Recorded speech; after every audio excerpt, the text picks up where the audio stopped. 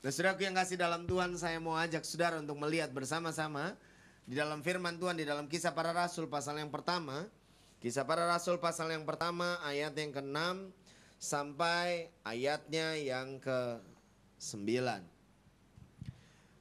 Kisah Para Rasul pasal 1 ayat yang ke-6 sampai ayatnya yang ke-9. Demikianlah bunyi firman Tuhan. Maka bertanyalah mereka yang berkumpul di situ, Tuhan, maukah engkau pada masa ini memulihkan kerajaan bagi Israel? Jawabnya, engkau tidak perlu mengetahui masa dan waktu yang ditetapkan Bapa sendiri menurut kuasanya. Tetapi kamu akan menerima kuasa kalau Roh Kudus turun ke atas kamu. Dan kamu akan menjadi saksiku di Yerusalem dan di seluruh Yudea dan Samaria dan sampai ke ujung bumi. Sesudah ia mengatakan demikian, terangkatlah ia disaksikan oleh mereka dan awan menutupnya dari pandangan mereka. Pagi hari ini saya mau bicara dengan satu topik. Apakah saudara siap untuk hidup bagi Yesus? Apakah saudara siap untuk hidup bagi Yesus? Kalau Anda perhatikan di dalam ayat ini, maka saudara ada satu pesan yang dibawa oleh Tuhan yang disampaikan kepada murid-murid pada waktu dia menjumpai murid-murid pada waktu peristiwa setelah kebangkitannya. Maka saudara akan menjumpai murid-murid mendapat sebuah pesan dari Tuhan bahwa mereka harus pergi memberitakan Injil ke seluruh dunia. Amin apa amin? Dan saudara, dikatakan di dalam Alkitab dalam Kisah Para Rasul pasal yang pertama yang tadi kita baca, maka Tuhan berkata para murid-murid akan menjadi saksi Tuhan. Amin. Saudara, Anda perlu mengerti kebenaran tentang seorang saksi. Seorang saksi itu punya kekuatan, punya kemampuan, punya sebuah kapasitas untuk mengubah sebuah kedudukan seseorang. Amin, saudara. Untuk mengubah kedudukan sebuah perkara. Seorang yang dinyatakan di awalnya bersalah, tetapi apabila ditemukan ada seorang saksi yang mengetahui bahwa dia tidak bersalah, maka saudara, dia yang tadinya terancam dengan hukuman, dia bisa dibebaskan. Amin apa amin? Saudara, ada sesuatu hal yang saudara perlu tahu hari ini, bahwa Allah memberikan kepada saudara kuasa untuk saudara bisa mengubah dunia ini untuk menjadi milik Yesus sepenuhnya. Tepuk tangan buat Allah kita. Haleluya.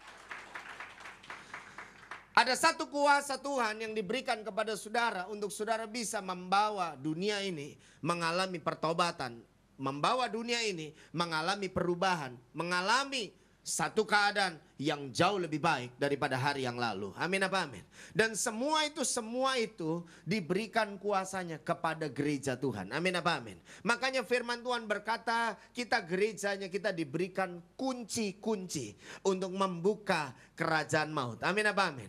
Anda dan saya diberikan kuasa oleh Tuhan untuk mengubah suatu keadaan kota. Anda dan saya diberikan oleh Tuhan kuasa untuk mengubah suatu keadaan di sekitar kita. Anda diberikan kuasa untuk mengubah segala keadaan-keadaan yang hari-hari ini sedang terjadi dalam hidup saudara. Entah itu saudara sedang mengalami kehidupan yang sangat berat, entah saudara mengalami pergumulan hidup yang sangat hebat, entah Anda mengalami kehidupan yang sangat susah, entah apapun keadaan yang sedang menimpa keluarga saudara, bagaimana situasinya hari ini, dengar baik, di dalam hidupmu Tuhan telah memberikan kekuatan, di dalam hidupmu Tuhan telah memberikan satu kuasa untuk saudara dapat mengubah semuanya itu menjadi baik dan mendatangkan kemuliaan buat Allah kita. Tepuk tangan buat Allah kita. Haleluya. Nah, saudaraku yang kasih dalam Tuhan, untuk lebih lanjut saya mau ajak saudara untuk melihat bersama-sama di dalam Markus pasal 16. Markus pasal 16 ayatnya yang ke-15 sampai ayat yang ke-20. Markus pasal 16 ayat 15 sampai ayat yang ke-20. Demikianlah bunyi firman Tuhan. Lalu ia berkata kepada mereka, pergilah ke seluruh dunia, beritakanlah Injil kepada segala makhluk. Siapa yang percaya dan dibaptis akan diselamatkan, tetapi siapa yang tidak percaya akan dihukum. Tanda-tanda ini akan menyertai orang-orang yang percaya. Mereka akan mengusir setan-setan demi namaku. Mereka akan berbicara dalam bahasa-bahasa yang baru bagi mereka. Mereka akan memegang ular, dan sekalipun mereka minum racun maut, mereka tidak akan mendapat celaka. Mereka akan meletakkan tangannya atas orang sakit dan orang itu akan sembuh. Sesudah Tuhan Yesus berbicara demikian kepada mereka, terangkatlah ia ke sorga lalu duduk di sebelah kanan Allah. Mereka pun pergi memberitakan Injil ke segala penjuru. Dan Tuhan turut bekerja dan meneguhkan firman itu dengan tanda-tanda yang menyertai. Amin, saudara. Anda perhatikan ada sesuatu yang luar biasa, ada sesuatu hal yang begitu dahsyat yang terjadi dalam hidup orang-orang percaya ketika Tuhan memberikan kepada mereka kuasa. Amin apa amin? Anda bisa lihat bagaimana mereka menumpangkan tangan atas orang sakit dan orang yang sakit itu bisa sembuh. Amin. Ketika mereka menghardik setan, maka setan akan lari dari mereka. Ketika mereka melakukan sesuatu, ada penyertaan Tuhan dan apa yang mereka kerjakan akan berhasil dan memuliakan Tuhan. Amin apa amin? Anda bisa lihat bagaimana perubahan begitu hebat dapat dilakukan oleh setiap orang percaya. Amin apa amin? Nah, saudaraku yang kasih dalam Tuhan, kebangkitan Yesus sampai kepada kenaikannya. Selama 40 hari dia menampakkan diri kepada murid-murid dalam berbagai kesempatan. Saudara, semua itu untuk menunjukkan bahwa dia benar-benar hidup. Dan saudaraku yang kasih dalam Tuhan, selama 40 hari itu dia banyak berbicara kepada murid-murid. Dan saudara, semua yang dia bicarakan adalah berbicara tentang bagaimana murid-murid akan dipakai oleh Tuhan. Bagaimana murid-murid akan dipakai oleh Tuhan untuk menjadi saksinya. Bagaimana murid-murid semuanya akan dipakai oleh Tuhan menjadi bagian daripada pemulihan yang Tuhan akan lakukan seutuhnya atas dunia ini. Amin apa amin?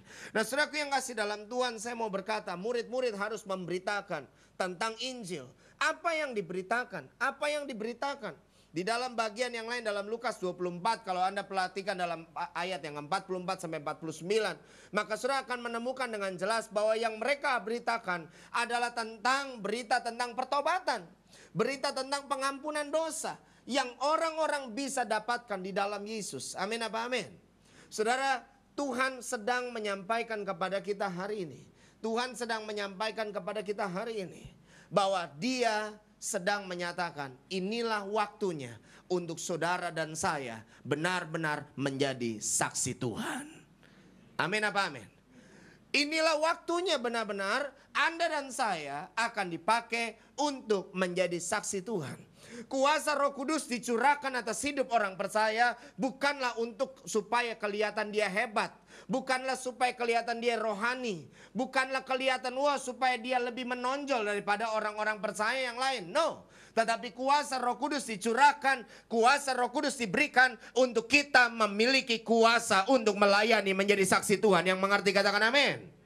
Nah, saudaraku yang kasih dalam Tuhan, sebagai gereja Tuhan, kita harus menangkap dengan jelas bahwa setiap kita dipanggil oleh Tuhan untuk menjadi saksinya. Amin apa amin?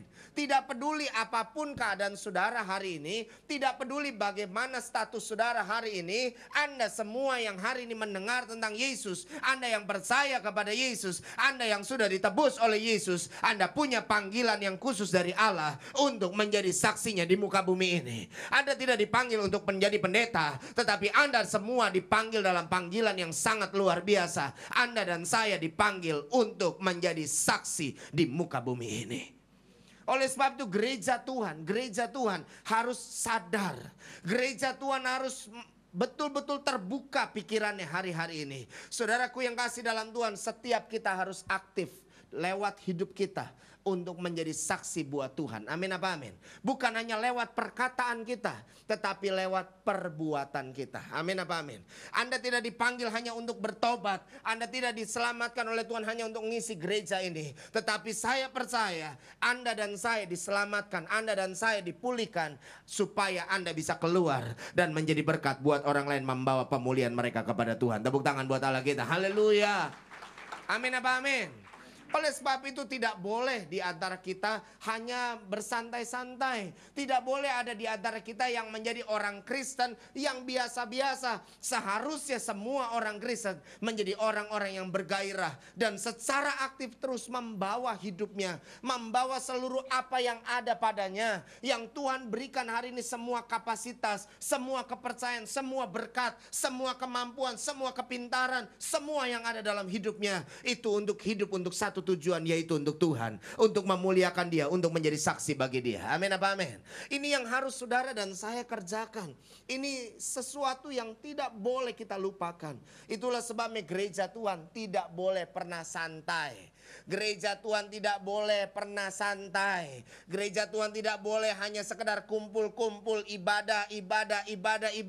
Sebab bukan itu yang Yesus mau. Halo? Halo? Bukan cuma sibuk dengan ibadah 1, ibadah 2, ibadah 3, ibadah 4, ibadah 5, ibadah 6. Bukan cuma itu yang Tuhan mau. Bukan itu yang sebenarnya yang Tuhan kehendaki. Yang Tuhan kehendaki Anda keluar untuk menjadi saksi Tuhan dimanapun Anda berada. Tepuk tangan buat Allah kita. Haleluya. Anda di gereja Anda menerima firman. Di gereja Anda menerima impartasi. Tetapi setelah itu Anda keluar. Anda berdiri di kampus-kampus. Buat mahasiswa, Anda berdiri di tempat pekerjaan Anda. Anda berdiri di tengah-tengah komunitas Anda. Anda berdiri di tengah keluarga Anda. Anda berdiri di antara sahabat-sahabat Anda. Anda berdiri di jalan-jalan. Dan Anda memberitakan tentang Tuhan kepada orang-orang lain. Saya berdoa Anda terbuka hari ini. Jangan cuma kita ibadah Pentakosta. Jangan cuma kita ibadah memperingati turunnya Roh Kudus. Tapi saya mau Anda mengerti untuk apa Roh Kudus diturunkan. Roh Kudus diberikan. Kuasa itu diberikan adalah supaya saudara dimampukan menjadi saksi Tuhan. Amin apa amin? Makanya gereja kalau mau melihat pekerjaan Tuhan yang hebat, gereja Tuhan harus mau menjalankan benar-benar fungsinya. Menjadi saksi. Anda harus mau turun untuk melayani anak-anak jalanan. Anda harus mau turun untuk melayani para gembel, para pengemis. Anda harus mau melayani orang-orang yang menderita di rumah sakit. Amin. Anda harus mau melayani orang-orang yang menderita di jalan-jalan. Anda harus mau melayani orang-orang miskin. Anda harus mau melayani orang-orang yang tidak diperhatikan. Bukan cuma orang kaya, bukan cuma orang terpandang, tetapi Anda harus mau untuk turun ke semua lapisan. Amin apa amin? Saya mau katakan sama saudara, gereja seperti ini yang sedang Tuhan nantikan. Gereja yang seperti ini yang Tuhan rindukan. Dan percayalah, ketika Anda berjalan menjadi saksi, Anda tidak akan pernah sendirian. Dengarkan saya baik-baik. Anda tidak akan pernah sendirian. Gerejamu tidak akan berjalan rasanya sendirian. Tapi kau akan melihat ada tangan Tuhan yang menyertai dengan hebat hidupmu, keluargamu, pekerjaanmu, bisnismu, pelayananmu. Semuanya akan ada tangan Tuhan yang hebat yang menyertai. Tepuk tangan buat Allah kita. Haleluya. Seringkali alasan yang kita bawa, alasan yang kita ajukan sudah tanpa sadar membuat kita ini tidak berani, bahkan membuat kita jadi lemah untuk mengambil keputusan mau menjadi saksi Tuhan. Saya temukan alasan-alasan itu adalah, oh saya orang yang gagal, saya orang yang sudah gagal. Contoh, oh saya gagal dalam rumah tangga, saya pernah bercerai. Aduh saya gak berani dah kalau mau pelayanan. Ntar kalau orang kenal saya, orang tahu saya, orang bakal bilang begini, kan dia cerai. Kok melayani Tuhan? Dia gak berani untuk melayani. Dia gak berani beritakan orang lain. Untuk berkata, berdoa buat suamimu, berdoa buat istrimu. Tuhan bisa pulihkan. Kenapa? Karena dia merasa dia sudah gagal. Orang bakal balikin, nak lu sendiri kenapa bisa gagal? Sekarang lu nasehatin gua, mau ngapain lu nasehatin gua? Saudaraku yang ngasih dalam Tuhan, saya melihat alasan yang kedua, saudara, adalah saya adalah orang yang masih banyak dosa, masih banyak kelemahan. Itu seringkali kita ajuin, ya. Kita nggak berani, aduh nggak berani, hidup gua aja belum benar-benar lurus, belum. Gue masih banyak dosa, gue masih banyak kelemahan. Aduh, gue masih sering gagal, masih sering jatuh bangun. Enggak deh. Seringkali kita membatasi diri kita untuk Tuhan pakai hidup kita.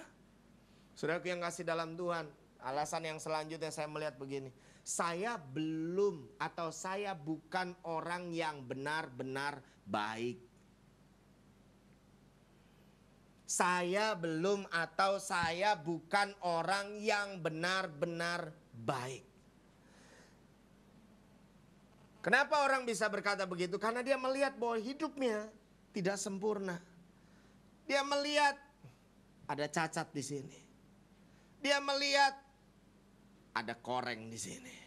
Dia melihat latar belakang hidupnya. Dia melihat karakternya. Saudaraku yang kasih dalam Tuhan, saya mau Anda melihat firman Tuhan hari ini. Perhatikan, ketika Yesus bertemu dengan murid-murid, apakah ada Yesus menyinggung? Apakah ada Yesus menyinggung mengenai kelemahan, mengenai dosa, mengenai kegagalan murid-murid? Tolong jawab saya. Halo? Ada nggak Yesus bilang, Petrus ngomong gede aja lo?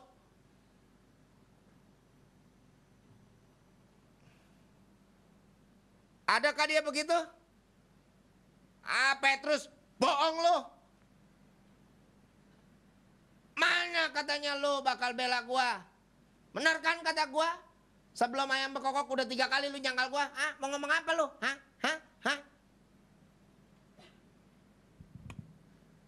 Apakah dia ada nyebutin kelemahan murid-murid? Apakah dia bisa dia sebutin satu-satu? Yakobus, Yohanes, Andreas. Apakah dia ada sebutin semua kelemahan, kegagalan, dosa dari para murid-murid? Halo? Tidak. Tidak. Tidak. Yang dia tegur adalah ketidakpercayaan. Amin apa amin? Dan hari ini saya mau Anda mengerti, Tuhan tidak ingin menemukan Anda tidak percaya bahwa Anda dan saya bisa dipakai untuk menjadi saksi Tuhan, mengubahkan dunia ini. Tepuk tangan buat Allah kita. Haleluya. Tuhan ingin Anda percaya bahwa Dia memberikan kuasa, kekuatan untuk saudara membawa dunia ini buat Tuhan. Amin apa amin? Kalau Anda baca, kita akan melayani, kita akan menjadi saksi. Itu bukan dengan kekuatan kita, tapi karena roh Tuhan yang ada di dalam hidup kita. Amin apa amin? Jadi bukan karena pinternya saudara ngomong, bukan karena pinternya saudara khotbah, bukannya pinternya saudara menelaah firman Tuhan, bukan. Tetapi karena roh Tuhan yang bertambah hari, bertambah kuat, bertambah besar dalam hidup saudara. Amin apa amin? Karena roh itu yang dicurahkan, karena roh itu yang di-on-kan di dalam hidup saudara. Alkitab menyebutkan sesuatu yang membuat saya terkagum-kagum. Pergi beritakan Injil. Oke. Tapi selanjutnya ayat itu berkata, tanda-tanda ini akan menyertai orang percaya. Artinya orang yang percaya dengan pemberitaan para murid-murid,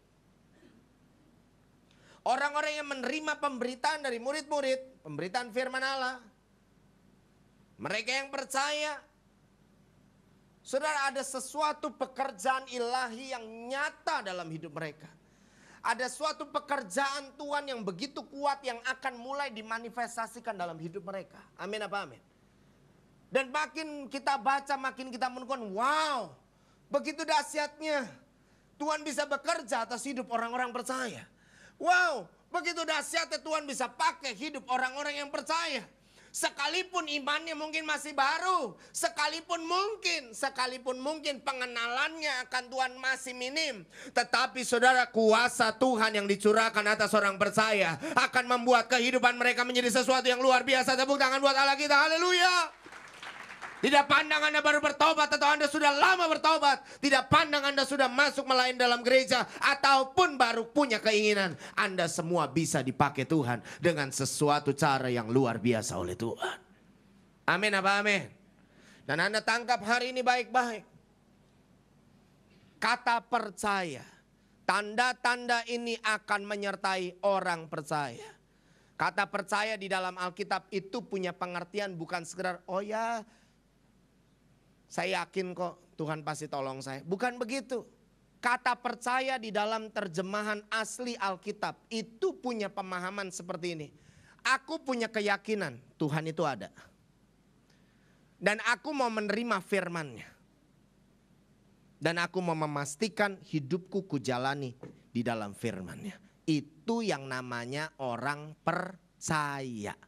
Jadi bukan cuma nyebut-nyebut Tuhan, bukan. Bukan nyebut-nyebut Tuhan, nyanyi, manggil nama Yesus. Cuman ngomong percaya, cuman tahu firman Tuhan, hafal ayat firman, tapi tidak menghidupi firman. Kalau Anda belum menghidupi firman, Anda belum disebut orang percaya. Orang yang percaya sesungguhnya adalah orang yang meyakini Tuhan itu ada. Dia terima firman-Nya, apa yang diajarkan Tuhan dia terima dalam hidupnya. Dan dia melakukannya. Itulah orang percaya. Orang yang demikian akan dibuat Tuhan hidupnya mengalami perubahan. Pada waktu Tuhan merubah hidupnya, dia akan menjadi saksi Tuhan yang begitu hebat di dalam dunia ini. Makanya Anda lihat ada banyak orang ke gereja, haleluya, haleluya, haleluya. Tapi banyak keluarganya tidak bertobat. Kenapa? Karena orang bilang, lu mah di gereja doang pintarnya. Lu mah baiknya cuma di gereja doang. Begitu balik rumah tetap kacau lagi lo. Di sini mah nggak ada, di sono di luar yang banyak. Saya sedih sekali. Saya melihat banyak pelayan Tuhan, banyak orang-orang yang menghabiskan hidup di dalam pelayanan, tetapi kenyataannya banyak keluarganya tidak bertobat. Bukan karena tidak diberitakan Injil, tetapi banyak sekali yang tidak mau menerima Yesus, yang tidak mau mengikut Tuhan akhirannya. Karena apa? Mereka melihat kesaksian orang Kristen diragukan. Amin apa amin? Seorang saksi, dia harus dipastikan sehat. Betul gak saudara? Kalau dia tidak sehat, atau dia berada dalam tekanan, kesaksiannya tidak bisa diterima. Amin apa amin? Saudara, integritas, kredibilitas dari seorang saksi itu punya nilai yang sangat tinggi untuk dia bisa diterima atau tidak kesaksiannya. Makanya saudara, saya mau berkata hari ini, Anda pasti bisa jadi saksi Tuhan. Asalkan setiap kita betul-betul mau menjalani hidup percaya kita dengan benar. Halo? Anda dan saya pasti bisa jadi saksi Tuhan kalau setiap kita mau menjalani hidup percaya kita ini dengan benar. Bukan cuman ke gereja-gereja, bukan cuman nyanyi-nyanyi, bukan cuman kita aktif dalam pelayanan, tetapi kita mau memastikan setiap hari kita hidup sebagai orang percaya dengan benar. Kita bukan cuma menyebut Tuhan, kita bukan menyebut firman-Nya, tapi kita mau melakukan dan menghidupi firman-Nya setiap hari dalam hidup kita. Amin apa amin? Saya mau bagikan kepada saudara hari ini ada beberapa contoh dari orang-orang di sekitar kita yang hidup pada zaman ini, saudara. Bagaimana Tuhan bisa mengubah hidup mereka dari seorang yang hancur dan menjadi saksi Tuhan yang begitu hebat. Anda kenal dengan pendeta yang namanya Philip Mantova? Anda tahu, Anda pernah dengar nama itu? Saudara, seorang hamba Tuhan yang dipakai Tuhan dengan luar biasa. Saudara, ketika saudara baca bukunya Before 30, maka saudara akan menemukan bahwa dia cerita di balik semua hal yang luar biasa yang hari ini kita lihat dari pelayanannya. Saudara, dia cerita sejujur-jujurnya bahwa sebenarnya dia punya masa lalu yang tidak baik. Dari masa remajanya hidupnya sudah hancur, saudara. Tetapi kesaksian hidupnya membuktikan bahwa Tuhan punya kekuatan untuk mengubah hidup seseorang menjadi sempurna dan utuh kembali. Amin apa amin? Saudara, kehidupannya menjadi kesaksian dari apa yang saya sampaikan pada saudara hari ini. Bahwa setiap kita mampu untuk menjadi saksi Tuhan. Saudara, ketika saya pelajari saudara Dia seorang hamba Tuhan yang sekarang dipakai Tuhan mengembalakan jemaat di Surabaya. 35.000 orang. 35.000 orang. Dan Tuhan pakai dia menjadi saksi Tuhan untuk di bangsa-bangsa. Membawa pengharapan, membawa berita keselamatan. Sampai ke bangsa-bangsa. Seorang yang hidupnya punya masa lalu tidak baik. Seorang yang dari remaja sudah hancur hidupnya. Tapi bisa dipakai Tuhan dengan begitu luar biasa. Wow. Tuhan kita hebat. Tepuk tangan buat Allah kita. Satu lagi saya mau berkata kepada saudara, saya mau sampaikan. Namanya Bruno Caporimo. Bruno Caporimo. Dia adalah bos mafia di Italia, saudara. Dia bertobat, dia datang kepada Tuhan. Saudara, dari mudanya, dari masih sangat muda, saudara. Dia sudah ikut geng mafia. Dia sudah ikut mencuri. Bahkan dia menjadi pencuri permata kelas kakap, saudara. Dia naik. Terus keberadaan dia di dalam dunia malam semua. Sampai akhirnya memiliki klub malam. Dia terlibat dengan perjudian, narkoba. Menghabiskan masa mudanya dalam kehidupan kegelapan. Di penjara berkali-kali, saudara. Dia berusaha memperbaiki hidupnya, tapi nggak bisa. Tapi satu waktu dia jumpa dengan Tuhan. Dia mengalami perjumpaan dengan Tuhan. Dan kemudian dia dididik di dalam sekolah penginjilan Billy Graham. Saudaraku yang kasih dalam Tuhan, Anda tahu hari ini bos mafia di Italia ini sekarang bersama dengan istrinya Tuhan pakai untuk melayani seminar, workshop, mendirikan sekolah Alkitab, mengajar di seminari, universitas, membangun lembaga-lembaga pelayanan. Dan dia sekarang dipakai Tuhan melayani lebih dari 14 negara. Tepuk tangan buat Allah kita. Masihkah Anda ragu bahwa hidup Anda bisa dipakai Tuhan untuk jadi saksi Tuhan? Ketika saya baca Philip Mantaufa berkata demikian. Aku membangun hidupku, aku membangun pelayananku. Itu bukan dasar pengalaman, bukan ikut-ikutan orang. Tapi aku belajar membangun semuanya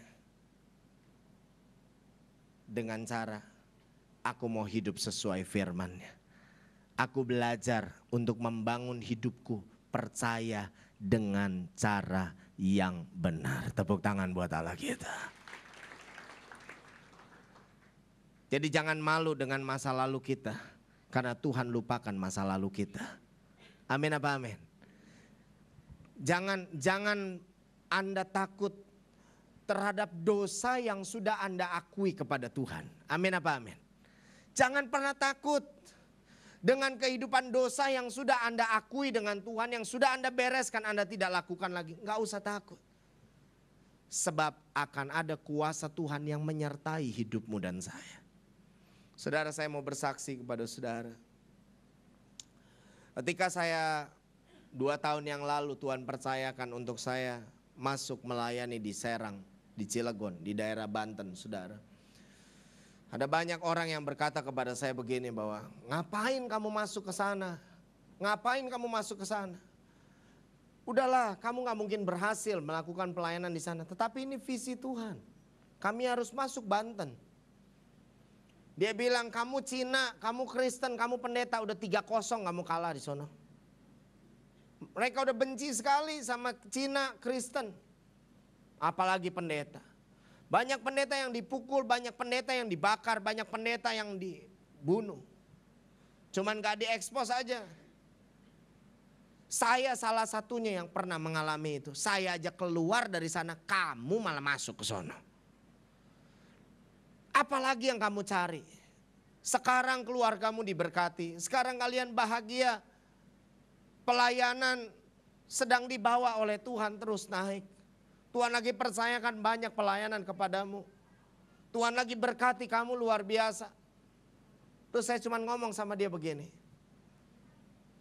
Semua yang ada, yang kamu lihat hari ini, semua yang saya punya, semua yang kelihatannya hebat di matamu, semua itu terjadi hanya karena kasih karunia Tuhan. Masakah saya hanya mau menerima yang baik dan saya tidak mau hidup benar-benar buat Tuhan apa yang Dia mau dari hidup saya? Kalau Tuhan perintahkan saya masuk, maka saya akan masuk ke sana. Saudara, kita mulai dari 7 orang. Memang tidak mudah, saudara. Kita mau dibubarin paksa oleh polisi. Kita didatengin masa, saya diancam mau dibunuh. Bukan cuma ancaman, mereka sudah datang. Bahkan saudara, ada juga yang datang di kesempatan yang ketiga atau yang keempat, datang 60 orang dengan senjata tajam lengkap, saudara. Ada celurit, ada golok, ada parang. Dan mereka semua bilang kalau saya mau meneruskan pelayanan di sana, maka saya pasti mati di tangan mereka hari itu. Tetapi saudara, saya mau menyaksikan sama saudara bahwa ada Tuhan yang bekerja dalam hidup kita. Kalau kita mau menjalani hidup percaya kita dengan benar. Amin apa amin? Tuhan gak akan pernah tinggalin saudara. Ketika saudara mau menjalankan panggilan yang Tuhan berikan kepada saudara, Dia tidak akan pernah tinggalkan. Amin apa amin? Saudara, saya masuk NTT, saya makan Indomie yang kadaluarsa 1 tahun. Kalau Anda makan di sini itu pasti mencret. Itu baunya aja udah tengik sekali. Tapi saya makan, saya nggak mencret, saudara.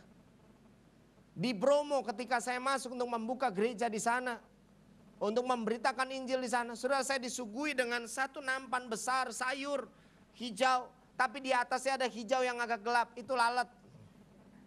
Lalat gede-gede, lalat hijau yang besar-besar. Itu saya gubris begini kagak pergi karena udah dipakai mantra. Apa yang harus saya lakukan? Orang itu bilang kalau kamu mau saya terima, kalau kamu mau bicara tentang Yesusmu, makan dulu ini. Saya bejek itu, saya bunderin jadi bola kecil-kecil, saudara. Saya telan, saudara. Harusnya saya mencret, tapi tidak. Ketika saya ada, saudara, ketika saya ada di Kalimantan, ketika saya sedang mau maju khotbah dari tempat duduk, saya mau maju, tiba-tiba gembala bisikin saya, Pak, hati-hati ya Pak, minggu lalu yang khotbah di sini bisu Pak. Coba kalau saudara jadi saya, orang mau naik mimbar baru dikasih tahu.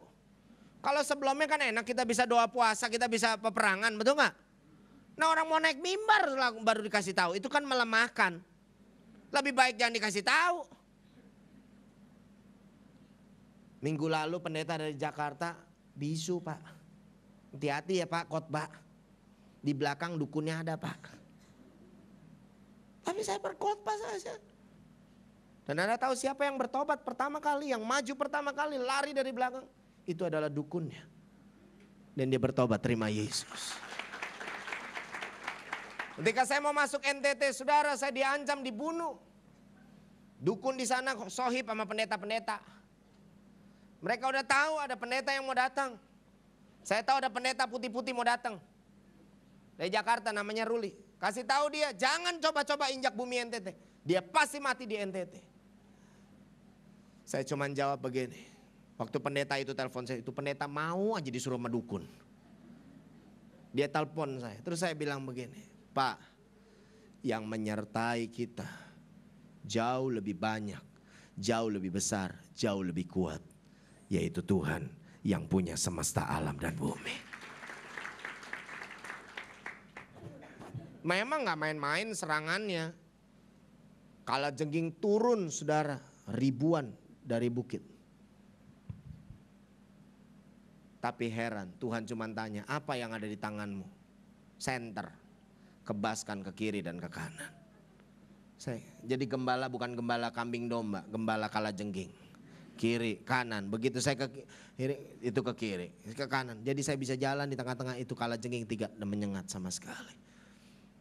Ada ular jadi-jadian dan macam-macam saudara. Saya melihat, saya menemukan banyak macam-macam. Saya orang biasa, tapi di dalam hidup kita ada Tuhan yang luar biasa. Tepuk tangan buat Allah kita. Apakah saudara pikir saya nggak takut? Pendeta juga manusia. Ada takutnya juga dengar berita begitu, betul nggak? Ada rasa khawatirnya juga. Ada rasa cemasnya juga. Tetapi saudara, saya belajar membangun hidup saya. Setiap hari saya percaya Tuhan itu ada. Saya sudah terima firman-Nya. Dan saya harus hidupi firman-Nya.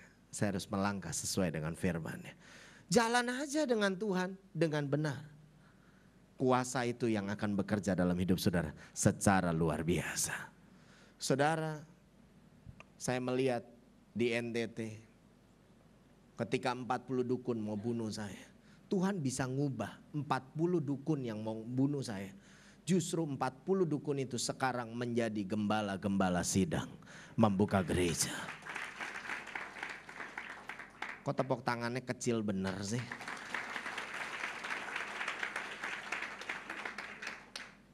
Apakah itu kekuatan manusia? No. Siapa saya? Orang banyak kok gak percaya bahwa saya pendeta. Ngelihat muka muda begini. Saya kalau ke mall dikenalin sama istri saya, suami saya pendeta gitu. Hah, masa? Ya ampun, pendeta muda benar. Sedikit sekali orang yang percaya bahwa saya pendeta. Karena melihat mudanya saya. Dalam gambaran mereka, orang yang jadi pendeta tuh harusnya yang udah tua-tua gitu ya. Yang udah banyak makan asam garam, yang udah kebanyakan darah tinggi. Setelah ketika saya ada di Banten, ketika saya menghadapi situasi-situasi yang demikian, saya berkata demikian. Mati dimanapun sama. Kalau Tuhan bisa tolong saya di NTT, kalau Tuhan bisa tolong saya di Kalimantan, kalau Tuhan bisa tolong waktu kami ada di Irian, pada waktu Tuhan bisa menolong kami ketika kami ada di Jawa Barat, di Jawa Timur, di Jawa Tengah. Kalau Tuhan bisa nolong, sampai hari ini saya hidup. Di Serang, Cilegon, Tuhan juga bisa buat saya tetap hidup. Makanya ketika ada orang yang bilang saya bunuh kamu malam ini, saya gak berkata coba, kagak, jangan ditantangin. Saudara tahu ketika saya dikepung apa yang Tuhan buat? Itu dahsyat, dahsyat. Polisi gobrak-gabrik tempat ibadah.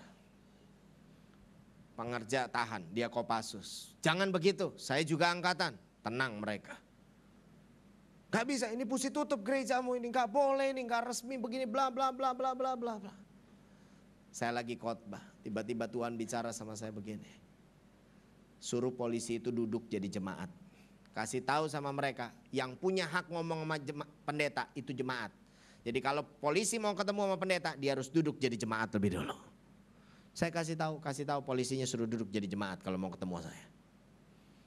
Dia duduk jadi jemaat. Sementara saya khotbah, itu polisi ikut ketawa sama jemaat. Begitu kelar saya ketemuin. Oh jadi kamu pendetanya. Udah terus gereja buka aja, saya dukung, gak usah ditutup. Yang mau bunuh saudara, dia keluar. Dia naik motor, kagak diserempet, kagak apa-apa saudara. Itu motor besinya bisa bengkok sendiri. Akhirnya ngusruk, gigi patah, tangan patah. Begitu kita dengar saudara, kita gak bilang begini, rasain kamu sekarang gigit jari. Enggak, saya gak nyanyi begitu saudara. Tapi saya bilang kirimin uang, datengin, rawat dia. Saudara tahu begitu dirawat saudara, aduh makasih ya, terima kasih, aduh saya minta maaf, saya sudah jahat. Apa yang kami katakan? Kami cuman katakan begini, Tuhan Yesus sayang kamu. Jangan usik kami. Sebab Tuhan Yesus tidak akan pernah tinggal diam. Saudara tahu sekarang, dia dan kumpulan preman-preman di bawah dia. Dialah yang jaga gereja kita sekarang jadi asyir kalau pagi jemaat. Selamat pagi, selamat pagi.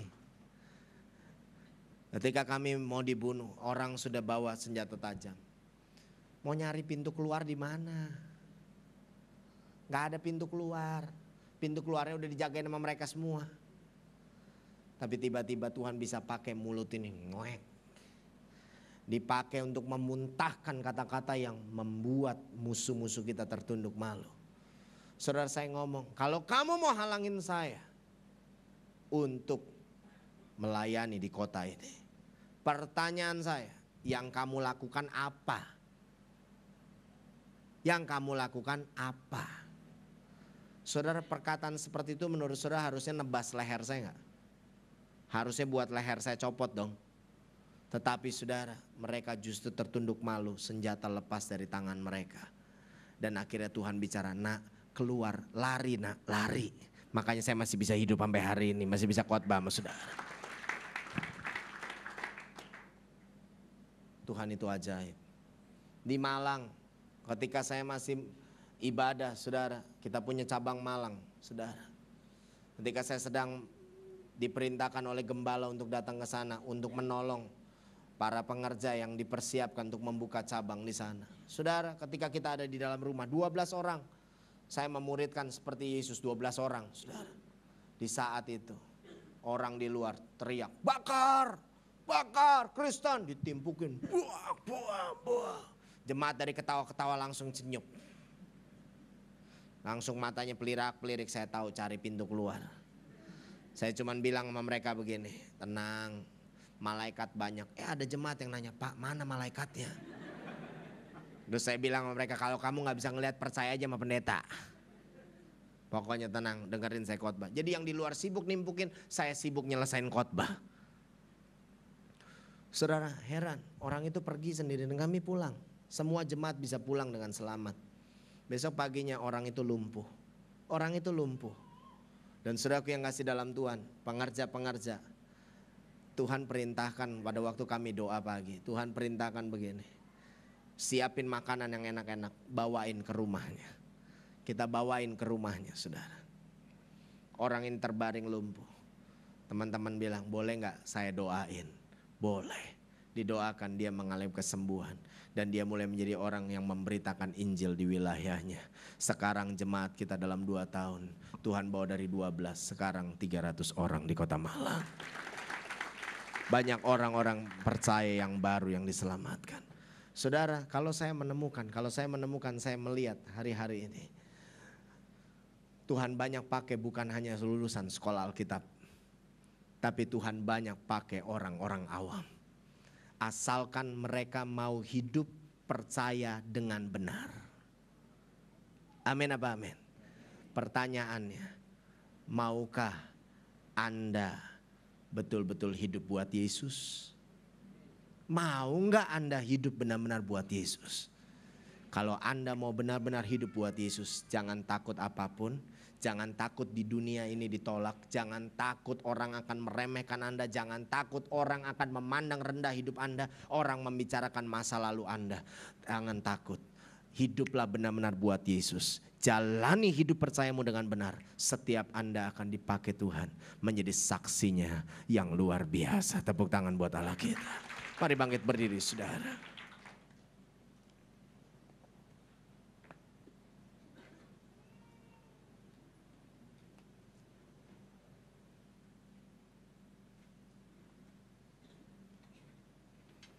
Ku mau cinta Yesus.